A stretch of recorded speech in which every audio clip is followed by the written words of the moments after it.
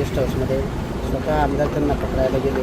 बिबट्याला काही लोकांनी काठीने मारहाण केल्याचा पण व्हिडिओ व्हायरल झालेला आहे. काय वाटतं भाऊ आपल्या एकंदरीत या प्रकरणावर?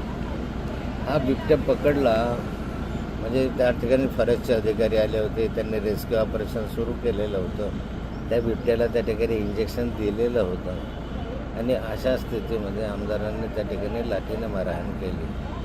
एक प्रकारे तो बिबट्या जर या स्थितीमध्ये नसता आणि त्यांनी पकडलं असतं तर त्यांचं कौतुकच केलं असतं.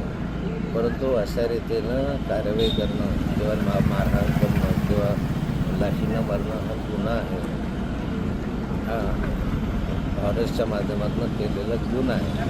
त्यामुळे फॉरेस्टचे अधिकारी होते त्यांनी त्या ठिकाणी इंजेक्शन दिलेलं होतं. तो 15-20 मिनिटांना बेहोश होतो इंजेक्शन दिल्यानंतर आणि त्यामधल्या कालखंडामध्ये आणि लाठीनं मारहाण करून आम्ही पकडल्याचं दाखवलं.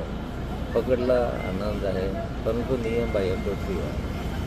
भाऊ एक आदित्य तटकरेंनी वक्तव्य केले. अजित पवार गटाच्या मंत्री आहेत त्या आदित्य तटकरे की आम्हाला अजितदादा हयात असताना त्यांना मुख्यमंत्री म्हणून पाहण्याची इच्छा होती, मात्र ते आता हयात नाही आणि त्यांची इच्छा आता सुनेत्रा पवारांच्या माध्यमातून ती पूर्ण होईल असं ते म्हटले.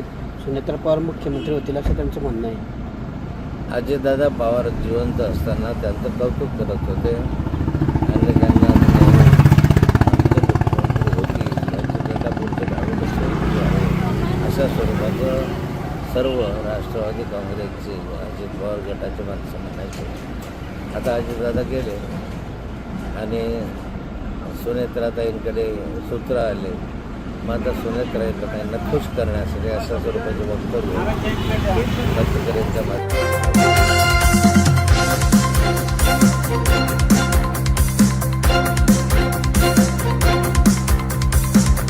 समाज साधना न्यूज, समाजहितासाठी सदैव अग्रेसर.